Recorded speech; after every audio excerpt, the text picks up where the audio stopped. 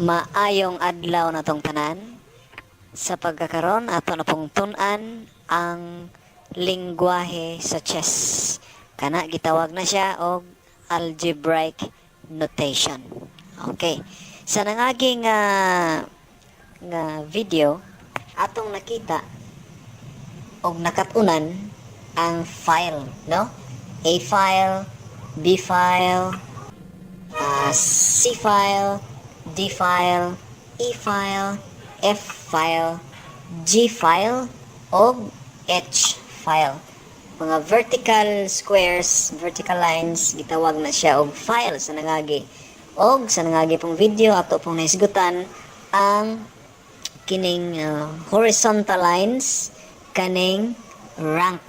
First rank, second rank, third rank, fourth rank, fifth rank, sixth rank, seventh rank, o eighth rank. Now karon ato na pong hisgutan ang kanang lingwahe sa chess mao ang algebraic notation. Halimbawa, kani nga square natunong sa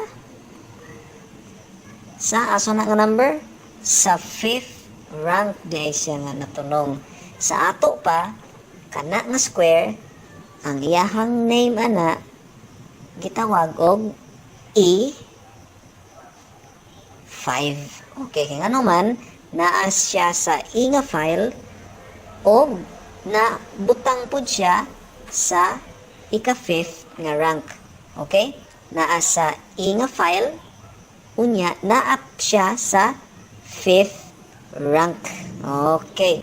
Okay, mo tagtaglaing example. Okay? Kani unsa man na siya? Asa gani nga file? Naa sa F file og asa siya nga rank? Naa siya sa fifth rank. Okay. Unsay tawagan nga square? Kay naa man siya sa F file, naapod siya sa ika-fifth nga rank, gitawag na siya og kana nga square gitawag nga F5. Okay. Laing example. Pananglit og kanina pod na unsa na siya nga square. Asa gani nga file? Correct. C file. Unya ikapila siya nga rank? 7th rank. So kana nga square gitawag og C7. Okay. Last example. Kani unsa na siya nga square. Okay? So kada square na ay mga ngalan. So sa 64 ka box square nga atong gisgutan sa nangaging video na ada na siya ngalan. Okay. Unsa na siya nga square? Asa nga file nabot na himutang? Naa sa H file. Unya ikapila siya nga rank? Naa siya sa third rank, sa ikatulo. Okay. So unsay tawag ana nga square? Gitawag siya og H3. H3 square. Okay, very good. Sige, now karon atong tan-awon kung makahibalo ba ta mo hingalan sa kada square. Okay. Sige.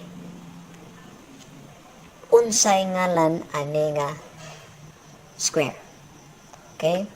Mo i-post ka dali ang video sa 2 seconds. Okay? Dayon, ipadayon nato kung makahibalo na ka sa ngalan sa square. Okay. 2 seconds. Okay. Ang answer niya is G6. Nga naman, nasa G file og naa siya sa 6 rank. Okay. Another example. Kana nga square. Unsa may ngalan ana nga square. Pause sa ang video.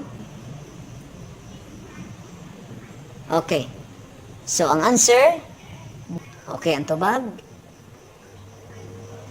H8. H8 square. Nga naman, naa siya sa H file o naa siya sa 8 rank. So now karon kabalo na ta kung unsaon pagbasa sa mga squares sa chessboard.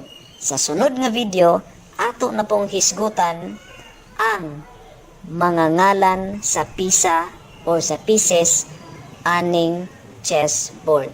Amat-amato na to og mabansay ta sa kadugayan.